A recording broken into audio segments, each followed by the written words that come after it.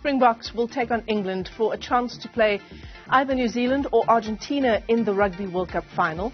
Fly half Handre Pollard says playing under the leadership of Siya Kolisi will lift the team ahead of the knockout encounter.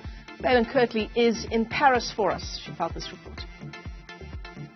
Before every match at the stadium, they announce the team about 15 minutes before the game kicks off. And every time Siya Kolisi's name and picture comes up, there is a massive roar from the crowd. Not only from the South African supporters, but even from those of the opposing team and their fans. Siya Kolisi has become a global superstar, and he will begin his journey with Racing 92 here in France following the Rugby World Cup.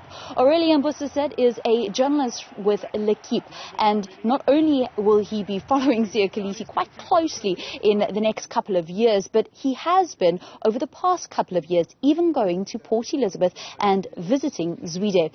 Thank you for chatting to Newzroom Afrika. Where did this interest in Siya Kolisi really come from? I think it started when he was named captain, because here in France we had the feeling it was something huge for South Africa to have his first black captain, and we wanted to know more about him and his background. That's probably why we decided to go to South Africa and to the place he grew up, to try to understand a little better the man he is now. You said that it was one of the best pieces that you've ever written. What really kind of stood out for you and makes it so memorable? So it was probably my first trip to South Africa. It was in 2019. And I was there with a photographer. So we've been to Port Elizabeth, and the first day we've been to Zwide, and it was the first township I was really visiting. So I met his first coach at Dankeke Stadium there, and I started really realizing where Siya grew up. We could see his house, of course, where he grew up with his grandmother, and then we could also see the other side of the story when he went to Grey High and really switched worlds and discovered something he probably never thought before he could experience. And to understand a little bit better this process, how Siya was made and what he had to come through, was really something moving. How was it received by your readers and the French public that kind of also makes Siya such a star?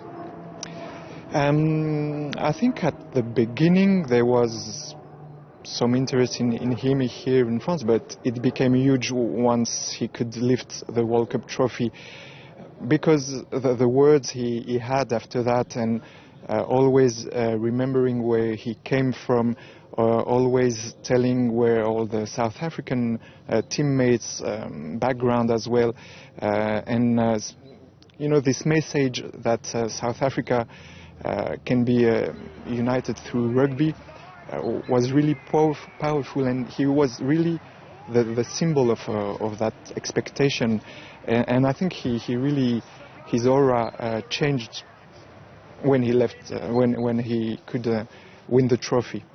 Are you quite excited that he's come to racing to Paris and to come and play here in France?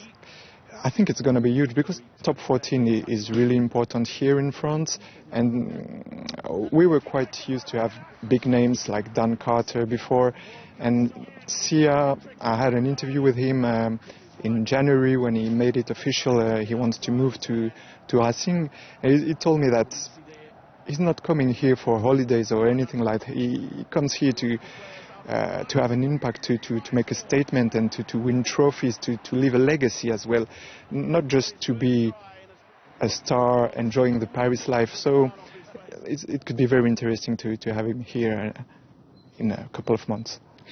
How do you think the French public are dealing with the defeat? We saw a terribly sad Antoine Dupont criticizing the referee following the match. Fabien Galthier looked almost close to tears. How do you think they are synthesizing that a couple of days on having fallen out of the quarterfinals? Yeah, I think for the French side and for the French supporters, it's an awful feeling, because the last 4 years have been great for us. We played some very good rugby. We also saw very good players making it through test rugby. Big names, big stars, because Antoine Dupont is obviously one of the best players in the world right now. So the expectations were huge. And to lose it like this, a 1-point defeat, where those fine margins and those calls that you can always go to the other side, it's difficult for them. The home World Cup, to lose it like this, it's really painful, and we hear that the players at home right now, it's a bad feeling for them. All right. Aurélien Bossisset is a journalist with L'Équipe, and you can get more from the Rugby World Cup right here on Channel 405 with Newzroom Afrika.